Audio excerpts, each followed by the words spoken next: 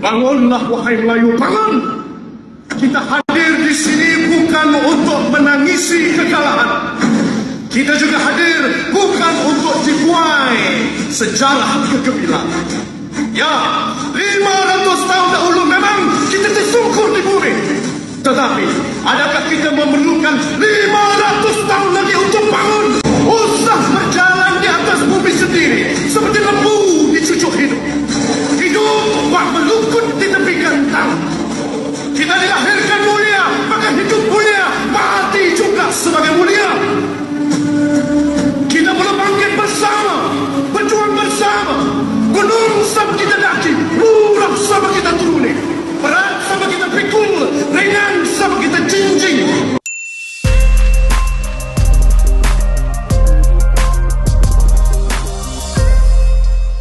Assalamualaikum warahmatullahi wabarakatuh. Waalaikumsalam warahmatullahi wabarakatuh. Alhamdulillah, akhirnya podcast lagi nih agak. Sudah berapa lama kita ini agak vakum podcastnya. Baik, kali ini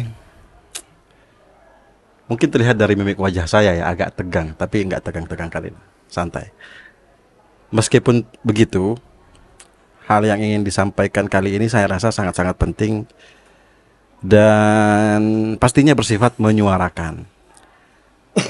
Nah, di saat yang sama narasumber kita kali ini adalah founder dari Karya Anak Bangsa atau Kansa Public Speaking School itu sendiri, Bang Haji Riki Solihin.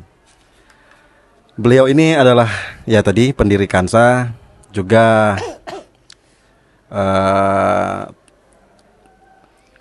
tracknya pernah menjabat sebagai salah satu pejabat di Kota Batam. Jadi sedikit banyaknya memahami bagaimana perpolitikan dan juga kematangan politik sampai saat ini. Tapi yang terpenting adalah beliau ini adalah putra Melayu. Putra Melayu yang lahir di Pulau Lingga, Pulau Dayak Lingga. Dan ya langsung aja sih karena banyak yang mau disampaikan, tapi mungkin satu persatu. Yang paling hangat saat ini adalah Pulau Rempang, Galang. Rempang sih mungkin yang spesifiknya. Terkait ini, langsung nih, Bang Haji, apa yang ingin diutarakan lebih dahulu? Ya, sebenarnya kita ingin mencerahkan keadaan yang agak keruh sekarang ini ya. Kalaupun bisa, atau jangan-jangan kita nambah kekeruhan. Jadi kita yang tapi kita tidak mau yang tidak berguna ya. Mudah-mudahan bisa berguna lah. Amin amin. Siap. Ini terkait dengan status yang luar biasa yang sudah terjadi. Yakni pertama dari pemerintah mencanangkan investasi yang sangat baik di Pulau Rempang, kemudian terjadi penolakan dari masyarakat sampai terakhir kemarin demo besar-besaran masyarakat Rempang dan masyarakat Melayu mendemo BP Batam, dan demonya tidak menyelesaikan masalah. Oh iya. Karena jawaban dari pemerintah, BP Batam tidak menyelesaikan persoalan. Jadi ini berpotensi akan terjadi gejolak yang tidak redam, kemudian mungkin akan memunculkan keadaan-keadaan sosial yang tidak kita harapkan. Tapi ya gimana lagi, karena tak selesai kemarin persoalannya. Oh iya, memang seperti apa selesainya? Pasti ada tuntutan, ada demand mereka, dan juga ada yang harapan untuk dipenuhi. Ya, sebenarnya harapan itu sudah digaungkan. Oke, kita digaungkan mereka tidak ingin direlokasi di kawasan tertentu. Efek dari pembangunan investasi di Pulau Rempang. Duduk persoalannya di situ. Sebenarnya mari kita urut ya, supaya podcast kita ini juga mampu mencerahkan kawan-kawan kita di semua pihak ya. Siap. Kita bahas secara hukum sedikit. Karena ini mungkin yang ahli hukum nanti yang akan kita, yang kalau salah ya koreksi, karena ini berdasarkan data-data saja ya. Jadi kawasan Batam, kalau kita lihat Batam secara utuh dulu kan BOB ya, Otorita Batam itu kan dari Perpres, dari keputusan Presiden 41 tahun 73. Kemudian di situ memberikan kewenangan kepada Otorita Batam untuk mengelola lahan dengan segala sangkut pautnya. Nah, tahun 92 itu kemudian keluar lagi keputusan Presiden nomor 28, di sini ada ya, yang menambahkan pulau-pulau Rempang, Galang dan sebagainya masuk kawasan kerja daripada Otorita Batam pada waktu itu. Oh, itu tahun 92. Ya, jadi secara ruang lingkup kerja untuk kawasan pengembangan industri itu di Otorita Batam. Kalau pemerintahan daerah kan ada sendiri undang-undangnya ya. Ya. Nah, yang jadi persoalan itu ada surat keputusan Menteri Kehutanan pada tahun, nah ini tahun lama juga nih, 29 September tahun 1986. 86. Surat nomor 307 yang menyatakan salah satu poin di Pulau Rempang itu adalah hutan. Pulau Rempang itu Hutan.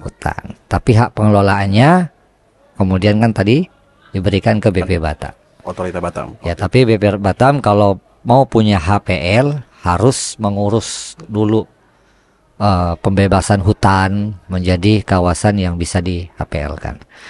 Nah, jadi sejak dulu memang munculnya surat ini akhirnya belum mengakui dan tidak mengakui keberadaan masyarakat yang tinggal di Pulau Rempang, Galang dan sekitarnya. Dalam kasus ini Pulau Rempang. Jadi ada masyarakat yang tinggal tapi di situ disebutkan hutan semuanya. Oke, itu persoalan yang lama. Oke ya. Kemudian tentu masyarakat juga bergerak, hidup dan terus tambah berkembang. Nah, kemudian pada tahun 2004 BP Batam, Pemko Batam, DPRD Batam, karena itu wilayah kerja Pemko dan BP punya rencana untuk mengembangkan Pulau Rempang dan Galang. Jadi kita bicara Pulau Rempang, itu ditandatanganilah MOU dengan PT MEK yang sekarang lagi trending ya, PT MEK. Jadi itu sudah ada, tapi kemudian rencana itu tidak berlanjut. Ya, kenapa tidak berlanjut? Ya karena memang konsepnya berbeda, tapi investasi ingin segera dilakukan. Nah, akhirnya BP Batam juga terus melakukan usaha-usaha agar BP Batam bisa memberikan atau punya HPL terhadap Pulau Rempang tersebut. Nah, jadi sampai di wilayah kerja tapi belum bisa di PL kan. Nah, syarat-syarat PL itu kan kawasan hutan itu harus menjadi areal penggunaan lain atau APL, harus berubah. Itu syaratnya banyak lagi. Nah, singkat cerita, akhirnya kerja keras BP Batam mendapatkan HPL. Ya, jadi mendapatkan dari HPL yang dinyatakan hutan tadi. Iya, sudah dibebaskan. Jadi HPL sudah dibebaskan. Jadi sudah bisa BP Batam mengalokasikan lahan itu kepada siapapun yang dikehendaki sesuai dengan kepentingan. Dalam hal ini investor. Ya, investor kah, orang kah, terserah ya. Nah, memang ini kalau kita lihat, saya tadi googling beberapa dokumen-dokumen lama, ini bahkan ada di tahun 2021. Itu ada tanggal 27 Februari, saya ambil dari Batam Post. Di sini malah sudah ada nih, ya.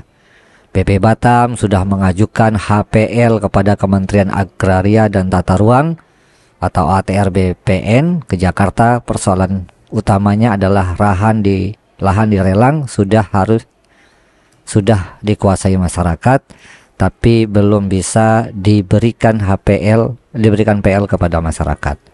Ini sudah bergerak sejak tahun lama. Ya, kalau kita lihat lagi di sini dokumentasi berita ini tahun 2021 ya, sebelum masalah ini muncul ya. Nah, kita ada print dari websitenya Batam Post. Kemudian di sini juga bagus sekali semuanya. di sini ya. Nah, bahkan di sini dijelaskan salah satu pejabat yang ada di BP Batam sudah menjelaskan nih. Nih kita lihat nih. Di sini terlihat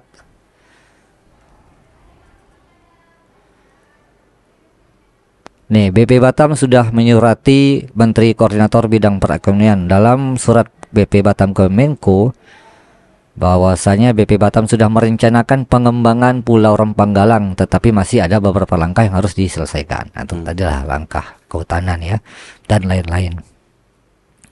Nah, pertama perlu ada penegakan hukum terhadap mereka-mereka. Maksudnya ini ya Pak, orang-orang yang menguasai lahan di Rempang Galang.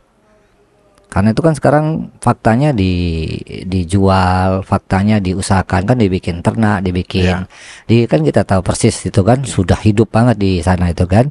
Tapi mereka nggak punya surat kecuali surat alasak aja ya. Nah, itu baik perorangan ataupun mana hukum yang dikuasai secara ilegal, terutama HPL, HPE, HPK ya. Ini harus segera dibersihkan, dikembangkan. Nanti mereka minta arahan dari Menko bagaimana nih solusinya. Kemudian BP berharap fasilitasi dari Ketua Dewan BKPBB Batam secara paralel proses HPL-nya bisa diterbitkan dan seterusnya. Nah, HPL atas nama BP Batam, tapi perencanaannya dilakukan bersama dengan Peraturan Presiden tahun 2011 tentang kawasan strategis nasional. Nah, ini lalu bagaimana dengan nasib warga yang telah menetap di Rempang Galang? Nah, ini mereka jawab sendiri. Persoalan sosial ini akan menjadi ranah hukum tim penegakan hukum Gakum yang terdiri dari Pemprov Kepri, BP Batam, Polda Kepri, dan Pemko Batam. Sudirman ini pejabat BP Batam saat ini menyebutkan banyak pertimbangan khusus terkait penduduk di Relang Rempang Galang. Hampir semua penduduk bertempat tinggal di APL, tepatnya di sepanjang pinggir jalan yang menghubungkan Batam dengan Galang. Soal tanah, jalan, fasilitas umum nanti akan diserahkan ke Pemko. Mengenai masyarakat, ada pertimbangan penguasaan lahan berdasarkan adat asal-usul, tetap diberikan kesempatan karena sudah turun-menurun. Kalau orang pendatang dan perusahaan yang beli di bawah tangan itu melanggar undang-undang. Nah, itu dia ya. Sebenarnya mereka sudah tahu kalau ada masyarakat adat secara turun-menurun yang sudah hidup berkembang dan sebagainya. Ya, jangankan tahu, sudah tahu banget. Oke ya. Faktornya hari ini gitu. Kemudian sampai di situ ya letak persoalan hukum ya. Baik. Ya, meskipun saya masih agak-agak kurang begitu bisa merangkai nih tentang ini, tapi ya nggak apa-apa. Abang datang dengan data-datanya ya, silakan. Apalagi setelahnya, Bang? Nah, setelah itu BP Batam tentu ingin mengusahakan dan akhirnya join kembali dengan investor lama.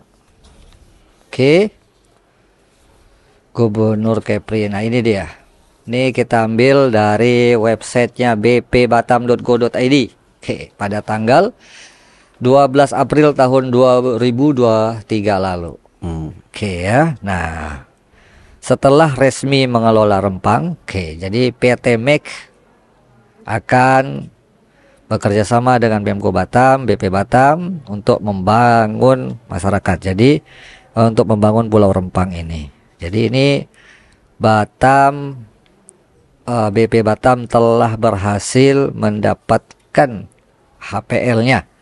Kemudian diserahkan kepada PT MEK sebagai nahoda untuk mengembangkan kawasan Rempang seluas 17.000 hektar. Nah, ini. Dan ini juga sudah lewat proses yang panjang. Jadi BP Batam ini juga sudah melalui proses yang panjang. Ini kita lihat dari dokumen-dokumen ya yang kita lihat ya. Ini jadi berdasarkan fakta-fakta ya. Jadi kita nggak bicara opini, kita bicara dari fakta-fakta dari website mereka sendiri ini. BP Batam meresmikan. Kemudian ada lagi setelah bulan April kita lihat di sini ada berita nih pada tanggal 12 April sama nih 12 April Airlangga ditargetkan kawasan Rempang serap investasi 381 T. Ada 336 T. Wah, ini banyak sekali ya, subhanallah. Tapi angkanya di atas 300 T semua ini. Iya. Gede. Oh, ini sampai, tapi tentu untuk 80 tahun ke depan. Jadi bukan sekarang. Maksudnya dari sekarang sampai 80 tahun ke depan itu direncanakan 336 T. Oke, kemudian ini juga berarti ini sudah diserahkan kepada PT MEK, karena syarat untuk penyerahan itu ya BP Batam syarat mengalokasikan lahan kepada pihak ketiga, BP Batam sudah punya HPL, baru bisa di-PL kan begitu logikanya. Jadi ini sudah murni BP Batam punya HPL dan diserahkan bulat-bulat 17.000 hektar kepada PT MEK untuk menakodai pembangunan. Dan BP Batam juga telah menyiapkan rencana pembangunan pengembangan kawasan Rempang sebagai panduan dalam melaksanakan pengelolaan kawasan, sehingga rencana investasi Pulau Rempang dapat berjalan optimal. Jadi nanti panduan pembangunan ini nanti master plan perencanaannya itu dibuat BP Batam. Oke, clear ini. Kemudian kita lihat beberapa dokumen. Ini nanti kita ketemu sumber masalahnya nih. Ini bulan April 2023. 2023 kemarin ya, sudah diserahkan. Nah, kemudian kita lihat bagaimana perlibatan masyarakat dalam hal pembangunan ini. Kita lihat. Tanggal 13 Juni, April, Mei, Juni 2023. Kita dapat berita Sekda daerah Japriden mewakili Wali Kota Batam menghadiri rapat koordinasi penanganan permasalahan pengembangan kawasan Rempang di Batam, Marriott Hotel Harbor Bay, hari Selasa tanggal 13.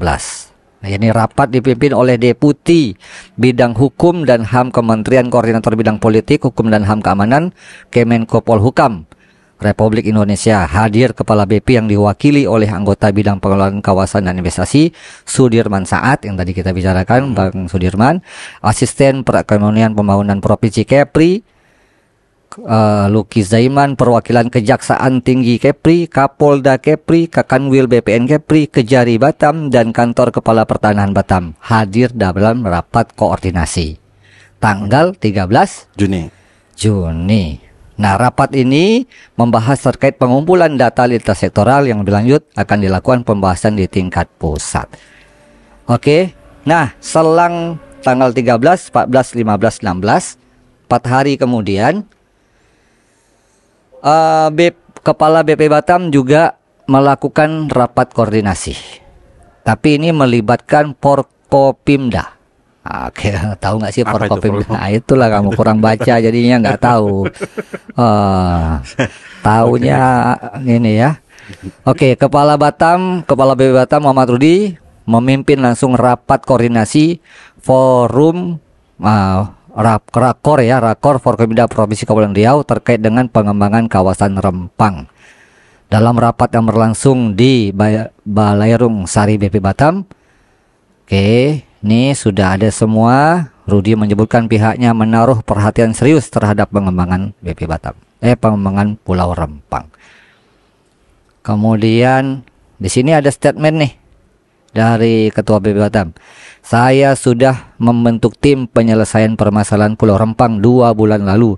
Komitmen kami, masyarakat harus dilibatkan dalam pembangunan, jadi kawasannya betul-betul terintegrasi, ujar Rudi pada hari Kamis bulan Juni pada rapat tersebut. Berarti 2 bulan sebelumnya sudah Mei, April bentuk tim ya. Ya, tapi kita belum dapat data di medsos bagaimana tim itu bergerak, apakah sudah terbentuk, perlibatan masyarakat seperti apa. Tapi kalau lihat faktanya memang belum ada.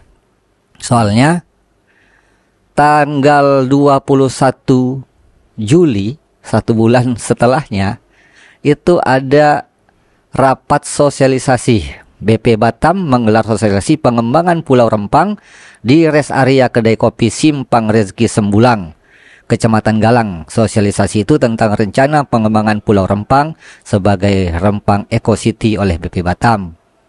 yang hadir sekda. Oke. Jadi sosialisasinya 1 bulan kemudian kepada masyarakat, yang katanya masyarakat sudah dilibatkan dalam persoalan ini. Nah, buktinya kalau masyarakat dilibatkan, tidak ada miskomunikasi hari ini. Fakta terjadi miskomunikasi berarti perlibatan masyarakat secara baik belum terjadi. Nah, ini penyebabnya nih.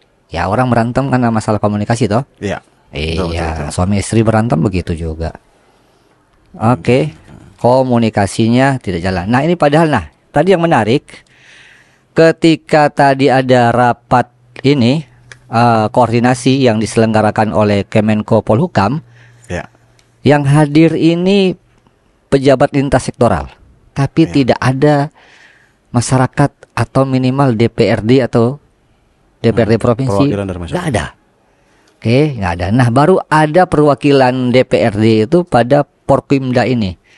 Nah, di sini ada ikut rapat di sini ya. Siapa aja peserta rapatnya? Kita lihat peserta rapat yang dihadiri rapat tadi ya, Porpimda Kepala BP Batam. Isinya 1. Kapolda Kepri Irjen Pol Tabana Bangun. Kepala Kejaksaan Tinggi Provinsi Kepri Rudi Margono hadir. Ketua DPRD Provinsi Kepri Jumaga Nadia hadir. Kepala Kejaksaan Negeri Batam Herlina hadir. Kapolresta Barelang Kombes Pol Nugroho Tri Nuryanto hadir. Komandan Distrik Militer Dandim 0316 Batam Letnan Kolonel Infantri Galih Bramantio. Wah, sorry lah kalau salah deh, kena bully gue. Oke. Kemudian Direktur Utama PT Makmur Elo Graha Mek Nur Aini Setiawati serta pejabat lainnya. Nah, ini ada nih DPRD-nya.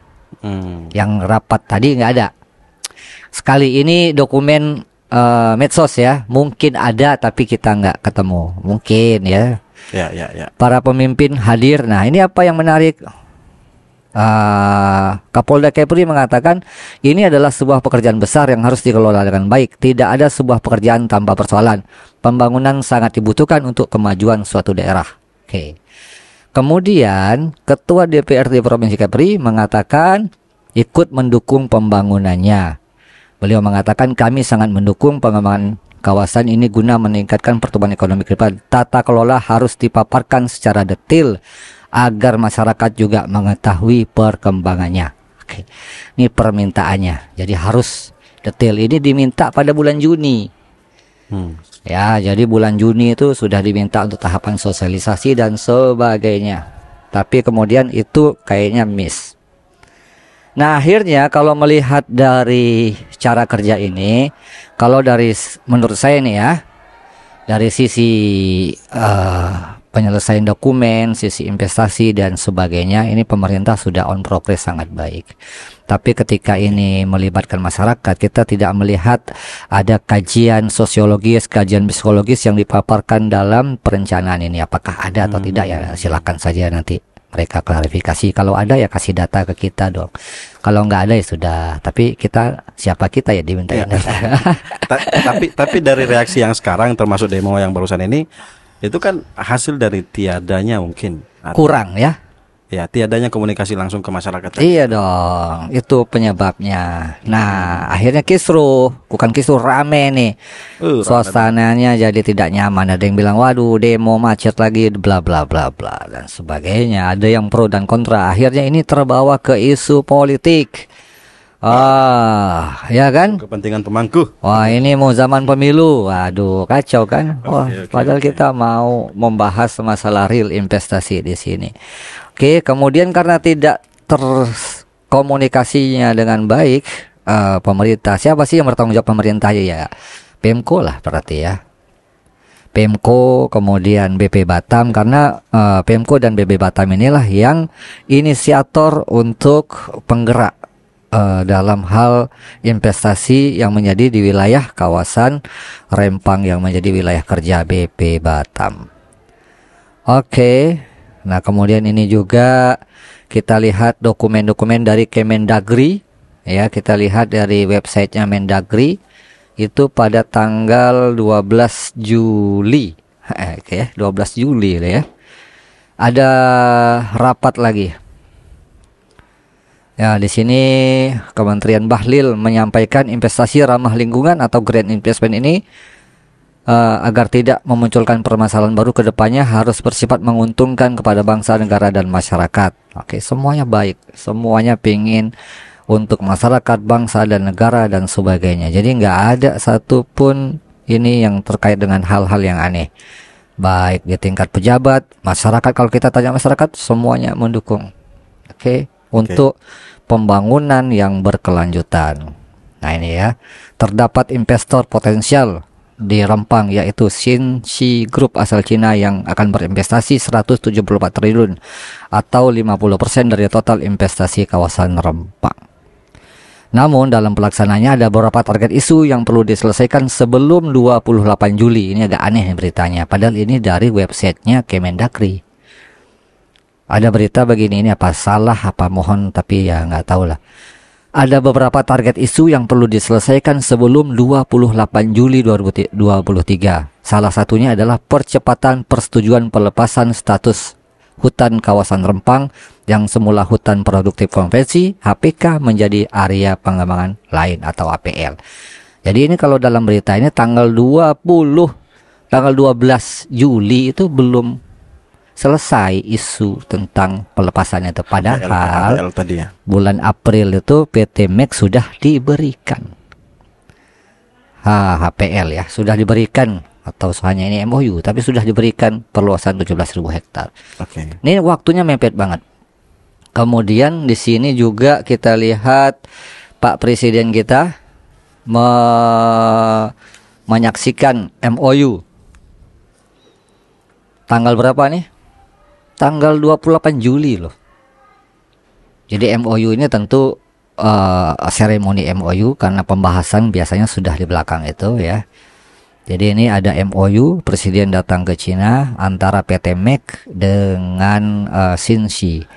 Hari ini kita melakukan MOU sekaligus perjanjian kerjasama dalam rangka pembangunan ekosistem hilirisasi di Rempang, kawasan Batam, jelas Menteri Investasi Bahlil Lahadalia. Oke. Nah, ini tanggal 28 Juli. Jadi ini MOU. Jadi ini memang proyek strategis nasional. Kemudian sudah direncanakan secara baik, sudah lintas sektoral, melakukan kajian-kajian, cuman terlupa masyarakatnya saya lihat dilibatkan. Bukan sebagai objek. Oh. Objek. Jadi kita duduk di sini, bagusnya nih masyarakat diapain? Kira-kira begitu. Jadi ya bagusnya kita relokasi, kita kasih lahan, nanti bagus buat mereka. Jadi ngobrolnya di atas meja untuk masyarakat. Masyarakat bukan dia makhluk hidup yang ya masyarakat punya pandangan sendiri, punya cara sendiri. Belum ada notulensi atau hasil-hasil dialog masyarakat yang kemudian itu ditampung dan didiskusikan. Ini loh keinginan masyarakat, bagaimana cara penyelesaiannya. Misalkan 17.000 hektar, kalau dikasih hanya 15.000 saja, 2.000-nya buat masyarakat, apakah masih mungkin apa tidak. Jadi kita nggak dapat itu dan sepertinya tidak ada. Karena kalau itu ada tentu gejolak ini nggak sampai memuncak seperti ini. Tiba-tiba setelah proses-proses ini kita lihat dari media, kita dengar ada peluncuran di kementerian, terus ada pemberian alokasi lahan kepada PT MEK tanggal 12 April. Tiba-tiba datang sosialisasi pada bulan Juni. Ini. Jadi prosesnya ada yang miss. Nah, ini sosialisasi ini melibatkan siapa, Pak? Ya, pertama sebelum sosialisasi tentunya karena ini kepentingannya semua pihak. Ya dong, harus ngobrol kita. Di tingkat masyarakat kan ada RT RW, ada komponen-komponen masyarakat. Kemudian ini loh rencana kita mau ngebangun, terus gimana, usulan-usulannya gimana. Nah, sehingga dari situ hal-hal yang tidak ketemu berarti kan ada kemungkinan konflik yang muncul. Pasti kan tidak semua keinginan bisa terpenuhi kan. Nah, itu sudah terdeteksi sejak awal. Harusnya sudah terdeteksi. Ini kalau ini diteruskan maka akan muncul potensi-potensi ini gitu kan. Akhirnya polisi bisa mendeteksi, kemudian Kamtibnas kita bisa mendeteksi potensi-potensi itu. Kenapa? Apakah ini egois, tidak mau menerima, atau ini pemaksaan ide sehingga kami harus menerima? Ayo dong diskusi. Kalau bisa kajian ini juga melibatkan kampus-kampus, melibatkan akademisi untuk kajian secara sosiologis. Tidak hanya pure economic investment dalam hal melihat Rempang Galang, tapi kita harus melihat secara holistik. Bagaimana keseluruhan, apakah sudah ada kajian-kajian ini, diskusi-diskusi ini FGD-nya baru dibuat setelah ramai begini. Harusnya FGD itu dimulai sebelum keputusan.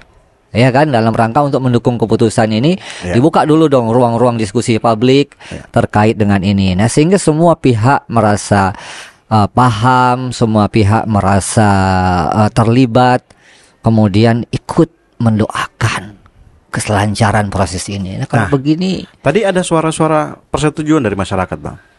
Ya, bukan persetujuan secara langsung, tapi ini kan pembangunan melibatkan masyarakat yang belum terjadi ya. Apa maksudnya? Ya, maksudnya tadi ada masyarakat tadi yang setuju jikalau ini memang adalah dalam rangka mengembangkan Pulau Rempang tadi. Semua masyarakat setuju. Oke. Yang nggak setuju itu mereka dipindahkan, direlokasi. Iya. Jadi semua masyarakat kalau kita lihat di dokumentasi setuju untuk pulau itu dijadikan kawasan pengembangan investasi. Setuju banget, nggak ada kalimat-kalimat yang menolak. Yang mereka nggak setuju, mereka direlokasi. Itu dia. Maksudnya lahan itu kan luas. Kalau kita berpikir sederhana ya, kita yang nggak paham nih ya, karena kita nggak dapat detail perencanaan ya, nggak ada di YouTube juga mungkin ya, detail perencanaan terus bagaimana komen nggak ada ya.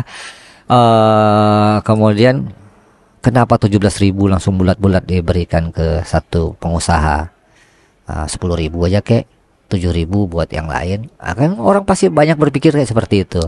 Iya kan. Ya nggak usah 300 triliun lah, 200 triliun aja, tapi masyarakat tidak diganggu.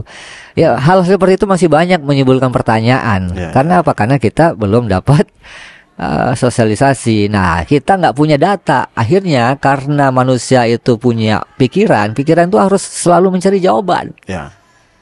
Ada yang nama asumsi, ada yang nama fakta. Kalau kita nggak ketemu fakta, maka kita berasumsi.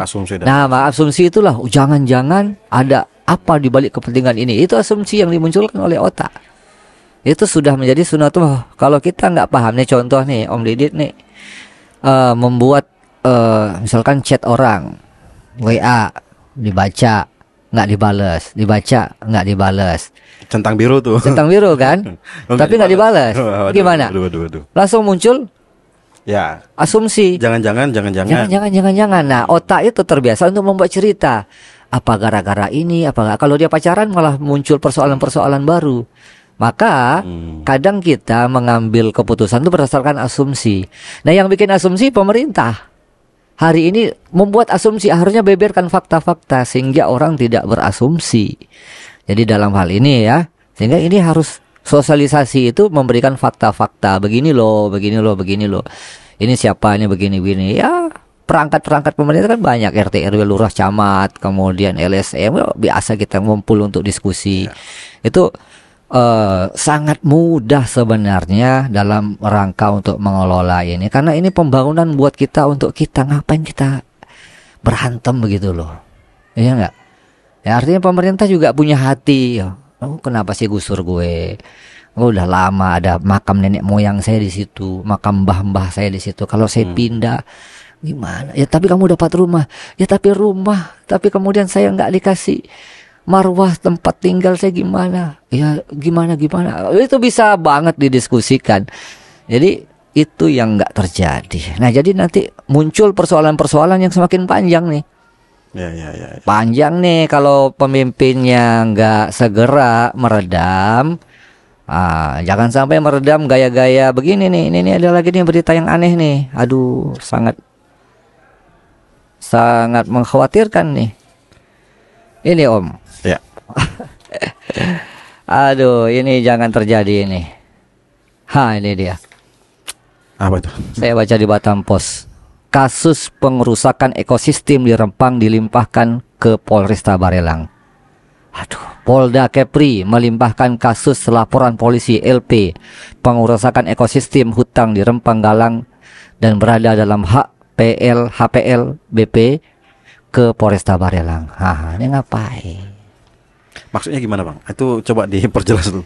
Ini setelah keadaan bergejolak begini, tiba-tiba ada kasus nih yang dimunculkan oleh kepolisian. Kasus kan itu logikanya hukum, benar nih logika polisi benar. Itu kan HPL-nya Batam, BP Batam, tapi dilakukan oleh orang lain, dilakukan oleh siapapun pengurusakannya. Nah, yang menjadi targetnya ini, yang diminta klarifikasinya, yaitu Polda Kepri memeriksa atau memanggil Ketua Kekerabatan Masyarakat Adat Tempatan Rempang Galang Jati Garisman Ahmad, gitu loh. Ini kalau Polda Kepri mau bikin kasus ini pengerusakan ekosistem di Rempang Galang dengan dasar itu adalah HPL-nya BP Batam, maka banyak yang bisa dipanggil oleh Polda Kepri. 1, pengusaha ternak. 2, orang yang berkebun. 3, orang-orang yang mengusahakan lahan di Relang itu. Terlalu banyak yang bisa dipanggil oleh polisi. Mau semua kasus ini diangkat. Tapi kenapa memilih orang Melayu ini?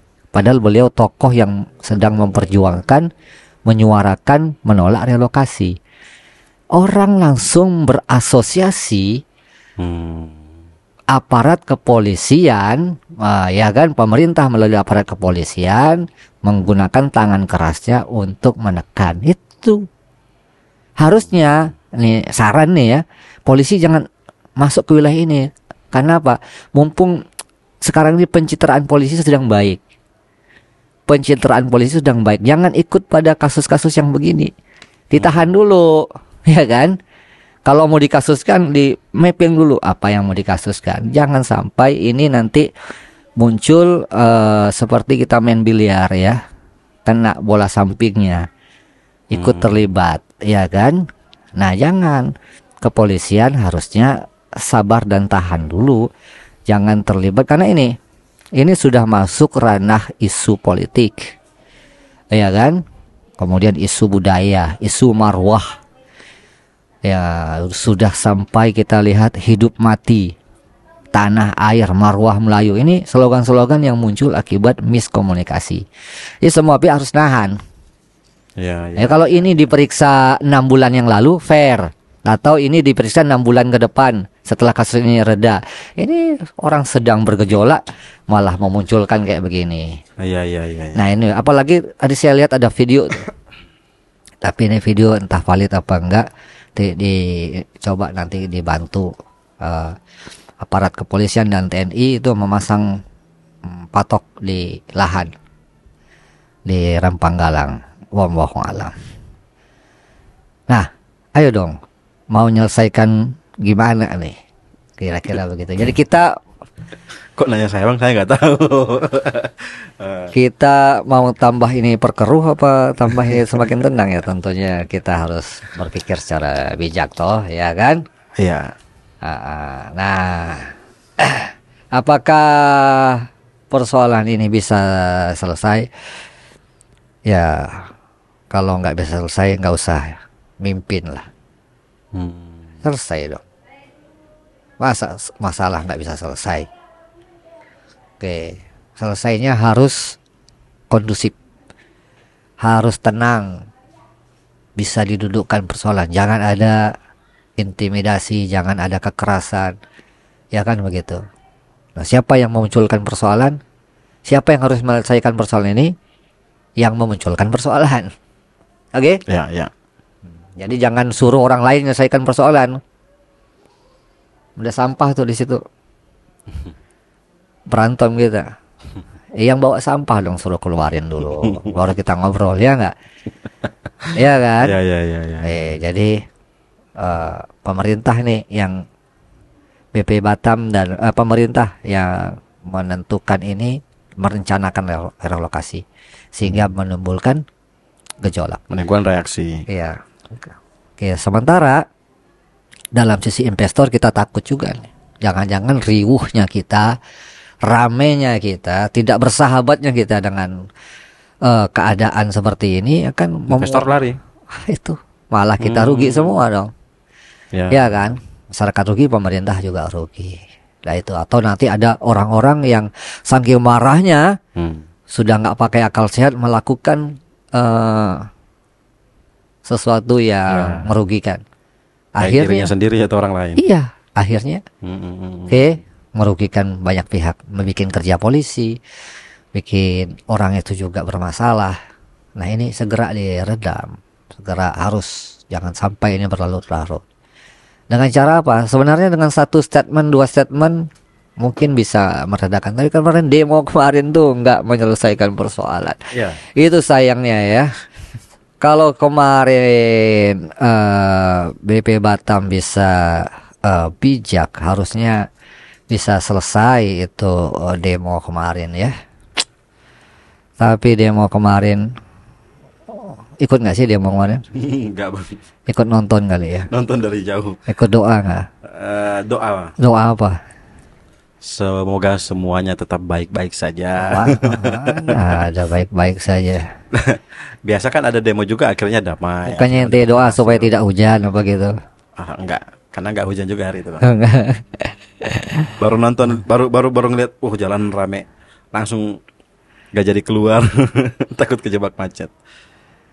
Iya, nih Bukannya ya. tidak bersimpati ya, tapi ya saya orang awam tidak tahu apa-apa di bidang ini, dalam hal ini. Jadi tak ikut komen. Nggak bisa komen.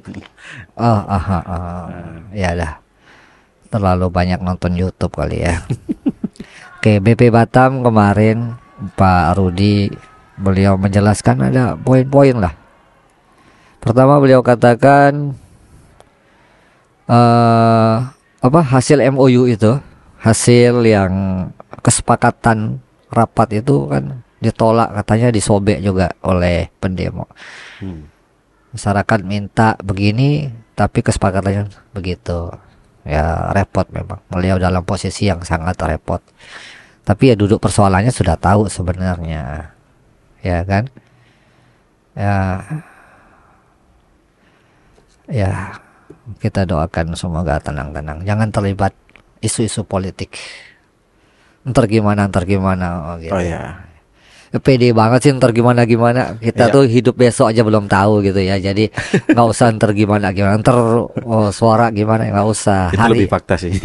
Ya dong, hari ini ada persoalan apa ya kita selesaikan. Kalau panjang umur murah rezeki, hidup akan terus baik. Tapi kalau nggak, takdirnya pun nggak apa-apa. Jadi jangan ngoyoh untuk sesuatu hal yang kita anggap baik hari ini, apakah benar-benar baik di hadapan Allah Subhanahu wa Ta'ala. Kan itu hanya bisa dijawab dengan hati nurani, dengan berpikir jernih dan terang. Kalau kita berpikirnya emosi, marah, kemudian kita berpikirnya ini kenapa, yang ada tambah stres, tak bisa tidur, ya udah rugi. Kemudian yang kalau rugi badan biarlah urusan sendiri ya. Tapi kalau rugi mengambil keputusan yang salah lagi, kalau orang terjebak jatuh ketimpa tangga lagi, keputusannya salah lagi gitu kan. Akhirnya banyak salahnya. Kamu tenang, oke, kayaknya sih udah tahu nih persoalan masyarakat. Gimana nih? Oke. Ngobrol lah kita. Ya. Ngobrol kita nih. Sama musuh kita ngobrol. Orang sama kawan aja ngobrol, politisi handle sama musuhnya ngobrol. Iya dong, ngobrol. Gimana? Ngobrol, nggak ada. Kalau gentleman, ayo turun, ngobrol, panggil. Tapi jangan ada intimidasi tentunya. Ya. Jangan ada sehat. Ngobrol yang sehat dong. Gimana? Kalau nggak sepakat itu hal yang biasa. Nah, harus ada ngobrol-ngobrolnya. Nah, kita harapkan itu terjadi dalam beberapa waktu ini, sehingga saya dengar ini di WA ini sudah ada rapat-rapat. Oke. Rapat-rapat di wilayah Melayu ini, rapat-rapat di pantai ini. Bahkan ini daerah Bintan, Pinang juga melakukan rapat-rapat. Aduh. Gimana? Siapa yang bisa meredakan itu semua? Komunikasi dong. Ya kan? Ayolah, buka hati dan pikiran. Ini kayak ceramah kita ini. Hah? Tapi secara personal nih, apa harapan abang terkait ini semua? Ya kalau kita yang ya umum ya, misalkan orang tidak terlibat langsung, yang kerja di Muka Kuning kah atau yang apa, pengennya nggak macet kalau kerja kan gitu ya. Saya bang dari Sagulung ke Bengkong. Iya, terus habis macet bikin story ini kenapa nih macet dia mau melulu gitu kan. Itu Kayaknya nggak perasaan banget sama yang demo. Jadi kalau ini juga masyarakat kita ya, kalau nggak ngerti jangan komen Ya, gitu. Kita lihat orang, saya lihat udah gitu ini macet melulu bikin resah, dia mau melulu, percaya aja dia sama pemerintah. Ya Allah Gak gitu mungkin kan. juga mereka itu mau secara sia-sia panas-panasan ya kan. Pasti Iya. ada tujuan, ada harapan. Kita dengar dulu apa maksudnya. Kalau nggak tahu nggak usah komen ya. Tapi namanya netizen komen mulu. Ya kalau itu yang bikin like-nya banyak karena komen itu kali. Allahu Akbar, Allahu Akbar. Dia mau lagi nggak nih kayaknya nih? Ikut yuk, dia mau yuk. Hah? Ikut demonstrasi. Oh, Demonstrasi itu kayak Minimal bawa kantong sampah lah. Ya kan? bawa kantong sampah itu demonstrasi. Iya tuh, bawa nanti sampah-sampah banyak atau enggak bawa 10 nasi bungkus gitu kan. Kemudian ini katanya pihak-pihak terkait banyak yang disponsori. Isu-isunya gitu. Sebenarnya masyarakat tuh setuju, tapi ada beberapa orang yang punya hak tanah memprovokasi masyarakat. Aduh, jangan deh ngomong-ngomong kayak gitu ya. Saya lihat tokoh-tokoh di itu juga ngomong begitu. Jadi dipecah belah dengan konsep sebenarnya masyarakat itu setuju, tapi karena ada pemilik lahan yang lahannya banyak nggak mau dibagi, nggak mau dikasih kecil, dia memprovokasi masyarakat supaya demo. Loh, itu sudah suuzon, nggak punya data, kemudian menuduh dan akhirnya viral, akhirnya masyarakat. Kalau emang real harusnya sebut nama langsung gitu ya. Ya sebut nama, ini orang yang memprovokasi gitu Gitu. dong, ya nggak? Ya, Kemudian suruh benar polisi tangkap, kalau nggak jangan bikin isu-isu yang kayak begitu, Ya. mengganggu perjuangan masyarakat yang sedang berjuang. Ya jangan dipecah belah begitu. Jangan terlalu suka nih tim-timnya.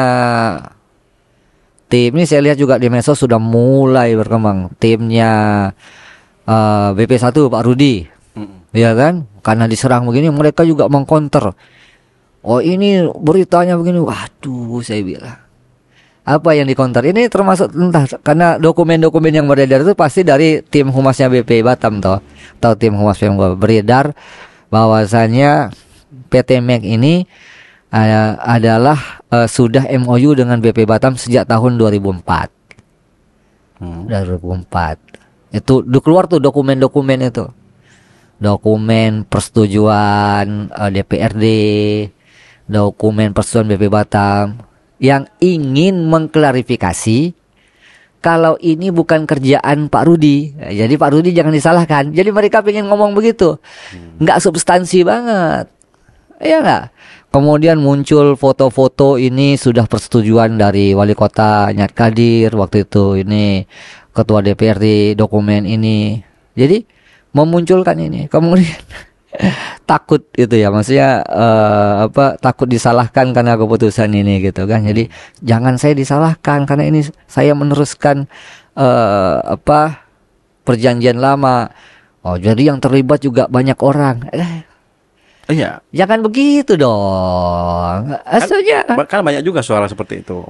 Ya, Bahwa itu. Pak Rudi ini hanya melanjutkan ini rencana yang sudah berita ini kan muncul dari tim, berarti kan dokumen lama ini kan kita dapat ini kan. Iya. Itu dimunculkan dari tim-tim pemerintah lah berarti kan. Nggak muncul Aksesnya dari mana gitu akses ya? dari mana, kita nggak punya itu kan. Oke. Muncul pas berita itu seakan-akan mengklarifikasi ini bukan keputusan saya BP Batam sendiri, tapi ini sudah perjanjian lama. Ya nggak begitulah, kita orang akal sehat juga pandai memikirkan. Nah, gimana? Sejak dulu Rempang Galang memang diupayakan supaya menjadi kawasan investasi. Itu emang iya, semua juga sepakat, setuju. Semua masyarakat komponen hari ini berpikir bagaimana Rempang Galang memang menjadi tujuan investasi. Nggak ada salah dengan pernyataan itu. Ya kan? Betul, betul. Nah, sekarang momennya ketika investasi itu benar-benar real. Di zamannya Pak Rudi itu kan prestasi harusnya. Iya. Karena beliau telah bisa mampu mengusahakan di momentum yang baik sehingga seluruh administrasi HPL dan lain-lainnya bisa didapatin oleh BP Batam, kan prestasi tim. Iya, iya, iya.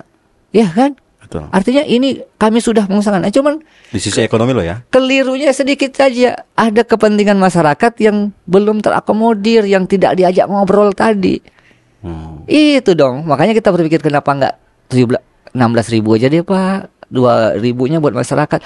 Pertanyaan-pertanyaan kita masih muncul gitu kan.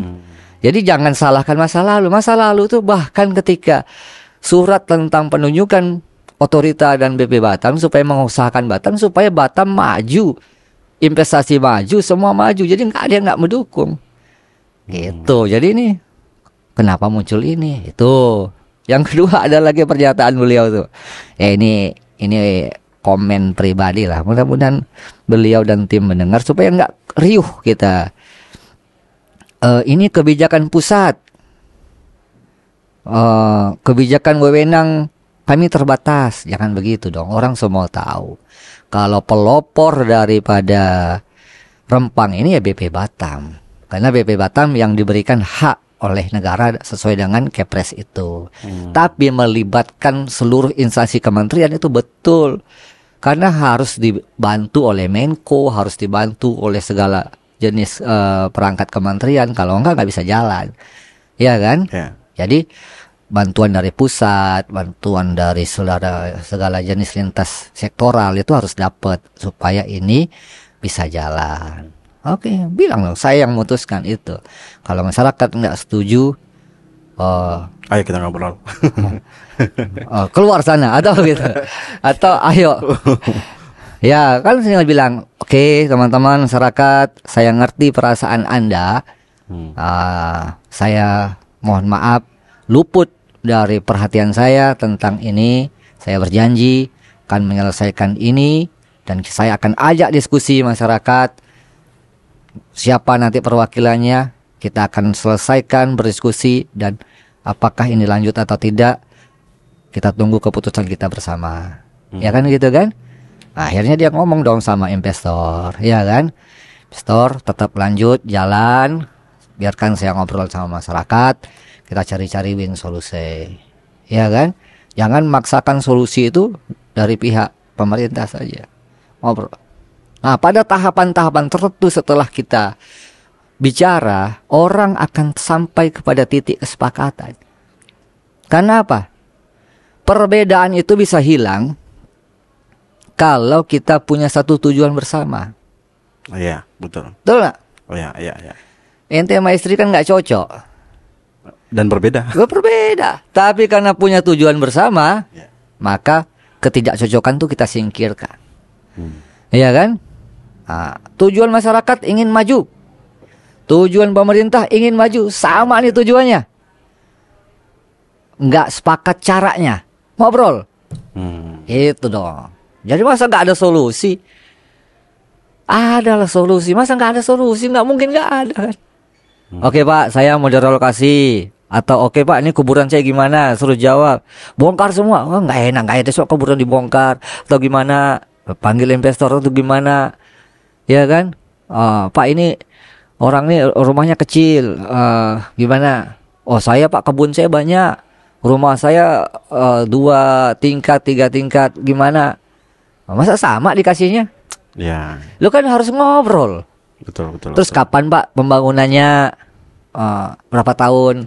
Apa saja? Ya. Terus sebelum itu terjadi gimana status kami? Nanti pemerintah Bapak nggak BP Batam lagi, berubah lagi kebijakannya. Kan Ya. pertanyaan-pertanyaan gitu Betul, betul. bisa terjadi. Oh enggak, ini keputusannya mengikat, ini MOU. Tenang kita. Pejabat berganti tapi tidak merubah keputusan. Kebijakan. Jangan sampai nanti di tengah jalan muncul lagi. Sampai perjuangan ini nggak habis sampai ke anak cucu. Bagaimana kita bisa membangun sementara tetesan darah dan air mata di tanah pembangunan itu. Doa, sumpah, serapah yang terjadi. Ya nggak? Satu orang mendoakan Anda celaka, dua orang mendoakan Anda celaka, 40 orang mendoakan Anda celaka. Innalillahi wa inna ilaihi raji'un. Nauzubillah. Loh, iya. Jangan sampai didoakan. Apalagi ini ribuan orang. Bukan satu orang, bukan 100 orang, Pak. Itu sama-sama bermunajat kepada Allah. Ya kan? Ribuan orang ini yang terdampak langsung. Mungkin ribuan lainnya yang merasa bagian dari atau bersimpati. Bisa jadi sumber doa dari situ juga, Bang. Mengerikan. Iya. Tapi apa benar sih ada apa zaman modern ini orang masih takut sama doa atau gimana? Lebih takut sama polisi kayaknya. Ya orang mau pilkada banyak pergi doa. Datang ke kiai-kiai ya. Kita buktikan, misalnya gitu ya. Doa siapa yang paling manjur? Anda celaka atau kita celaka? Ayo. Muhabalah, apa muhabalah? Mubalah. Iya kan? Kalau keputusan Anda benar, kami siap celaka. Kalau keputusan Anda salah, Anda yang celaka. Ayo, kita bersumpah di depan Al-Quran. Wah, misalnya itu. Lah iya, karena ini masyarakat punya persepsinya masing-masing. Lah, kalau ini tidak dikelola dalam ilmu psikologis, sosiologis masyarakat, melalui komunikasi.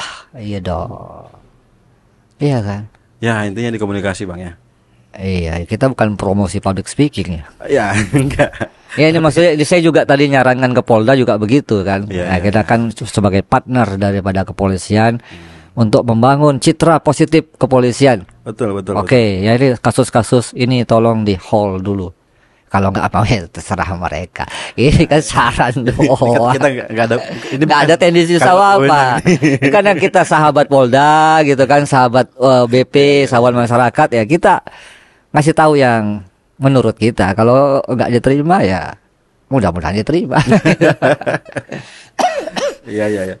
Terlalu kontras akhirnya ya karena sosok ini yang di. Iya, kejadiannya malah masyarakat nahan-nahan. Ya kan, dilihat di video itu kan, teriak-teriak ibu-ibu histeris. Kenapa? Apa salah kami ditangkap? Oh, padahal cuma mau diperiksa. Bla bla bla bla. Ya jangan sampai begitulah muncul ketakutan di dalam masyarakat. Jangan sampai aparat-aparat kita, TNI Polri menghantui masyarakat. Jangan sampai seperti itu. Itu psikologisnya. Walaupun tugas aparat adalah menegakkan aturan. Betul. Iya kan? Betul. Tapi aturan dalam kondisi yang sekarang ini harus bijaksana. Nah, itulah kira-kira. Ya mereka pasti lebih bijaksana. Cuman kita sebagai friend, emang kita diakui friendnya. Nggak tahu kan? Nah, Tapi kan pernah MOU. Iya.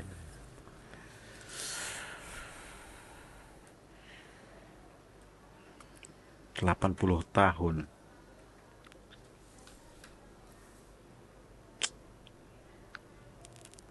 sebenarnya ada kawasan yang bagus kalau kita mau lebih bijak. Itu pernah saya pernah ke Brunei. Tahun-tahun berapa ya? Tahun-tahun 2012 lah. 2012 atau 13. Itu ada namanya kawasan Kampung Air di Brunei. Oh iya. Kampung air. Kampung air ya. Ya, itu di tengahnya kota, sebelahnya kampung. Bener-bener kampung di atas air. Iya. Ya kan dibangun jembatan yang bagus, kemudian sanitasinya oke, listriknya oke. Kampung, bener-bener kampung.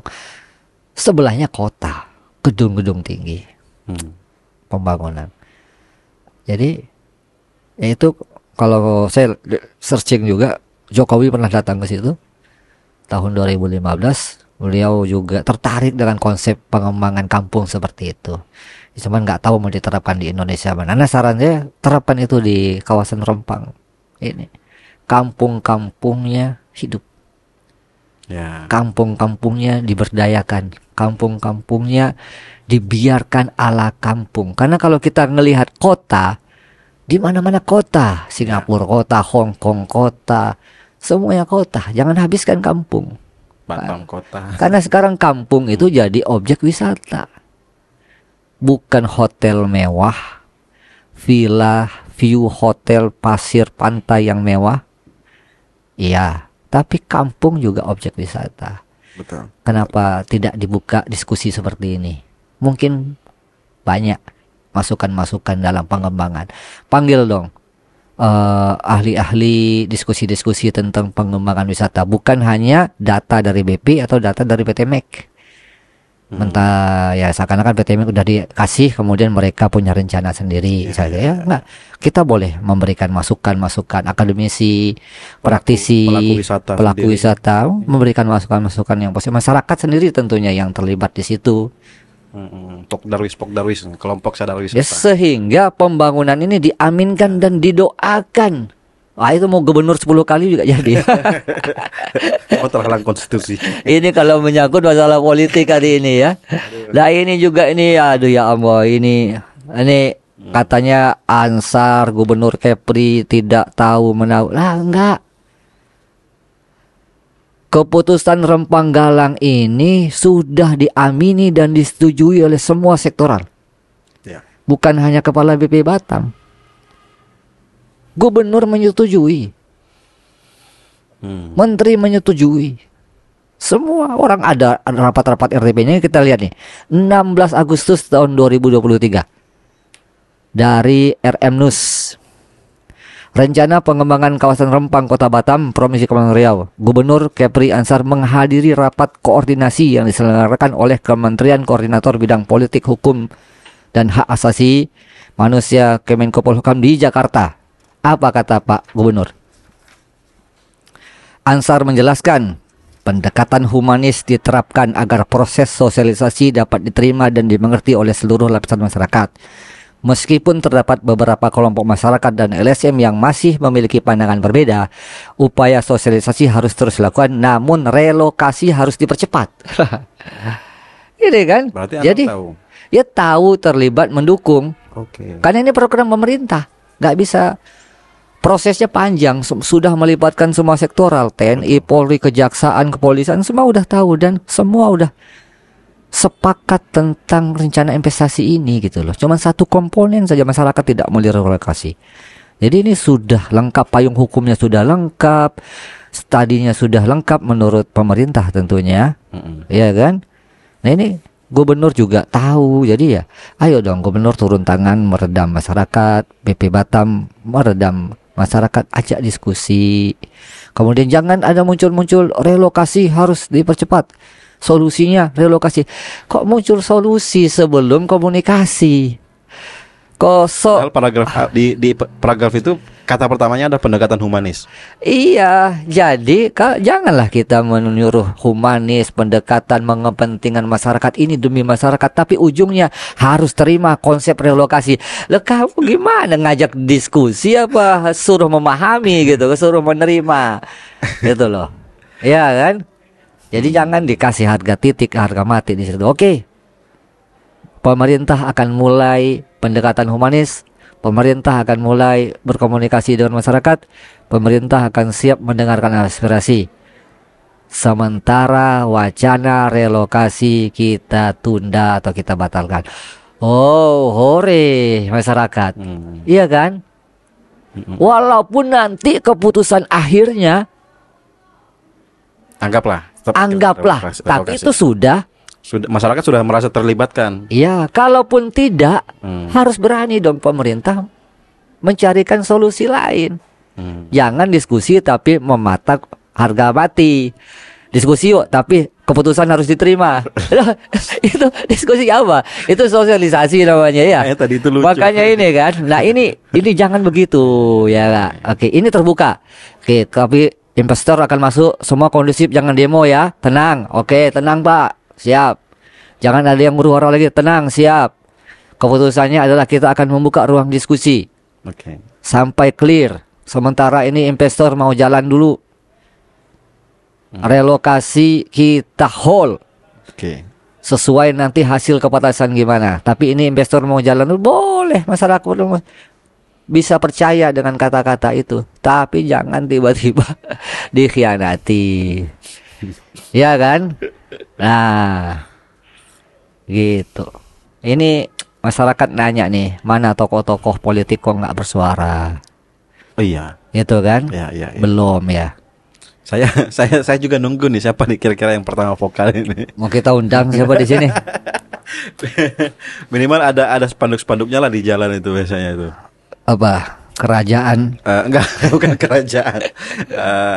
Ikut merasakan kesengsaraan masyarakat Rempang misalnya itu kan, terus ada foto besarnya. Nunggu yang kayak gitu saya itu. Belum ada kayaknya nih. Iya, atau mungkin konsolidasi masyarakat lain, misalkan masyarakat Jawa, Aceh bisa memberikan bantuan konsolidasi kepada bantuan apa partisipasi kepada masyarakat Melayu gitu kan, dalam rangka untuk ikut berdoa, ikut memperjuangkan, ikut mensupport. Statement-statement itu penting. Atau sampai ke langkah-langkah teknis misalnya dari mereka yang membutuhkan penerangan, kecerahan di bidang hukum. Para advokat memberikan, ya kan? Atau ruang-ruang podcast ini terbuka. Besok nih siapa yang mau podcast di tempat kita boleh. Siap ya. Betul. Dari pihak pemerintah, TNI, Polri atau masyarakat silahkan mau hadir di podcast kita boleh. Boleh. Jadi ngobrol aja deh. Ngopi. Di era pembangunan sekarang teorinya apa? Kolaborasi. Pembangunan sekarang kolaborasi.